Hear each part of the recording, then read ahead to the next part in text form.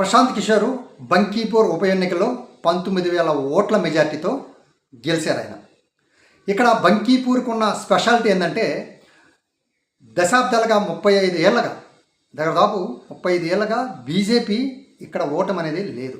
ఒక రకంగా చెప్పాలంటే ఈ యొక్క బంకీపూర్ నియోజకవర్గం బీజేపీకి కంచుకోటనే బద్దలు కొట్టారు ఆయన. ఇక్కడ ఎందుకు వచ్చింది ఈ ఉప ఎన్నిక అన్నట్లయితే మనం పరిశీలించినట్లయితే ఏదైతే బంకీపూర్ ఉప ఎన్నిక నితిన్ నవీన్ ఎమ్మెల్యేగా గెలిచారు. ఆయన గెలిచిన తర్వాత ఆయన్ని జాతీయ అధ్యక్షుడు చేసినప్పుడు ఈ యొక్క నియోజకవర్గానికి రెసిగ్నేషన్ పెట్టించి రాజ్యసభకి నామినేట్ చేశారు ఆయన.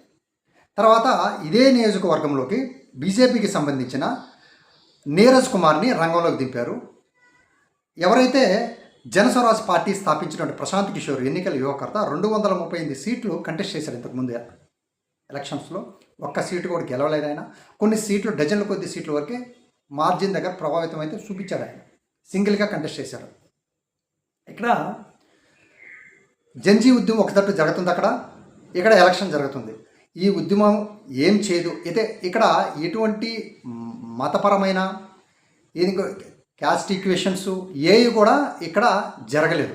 గుంతగుత్తుగా ప్రశాంత్ కిషోర్కి యూత్ కూడా అందరూ ఓట్లేశారు. ఇక్కడ జంజీ ఉద్యమం ఎఫెక్ట్ కూడా ఈ యొక్క ఎలక్షన్ మీద పడిందనేసి మనం చెప్పుకోవచ్చు. ఇక్కడ ఏదైతే ఒక రకంగా బీజేపీకి ఈ ఉప ఎన్నిక ఓడిపోవటం గట్టి షాకే అని చెప్పుకోవచ్చు. యూత్లో కావచ్చు చాలామంది బీజేపీకి అగెనిస్ట్గా ఈ ఎన్నికల్లో ఓట్లేశారు. ప్రశాంత్ కిషోర్కి ఘన విజయం అందించారు.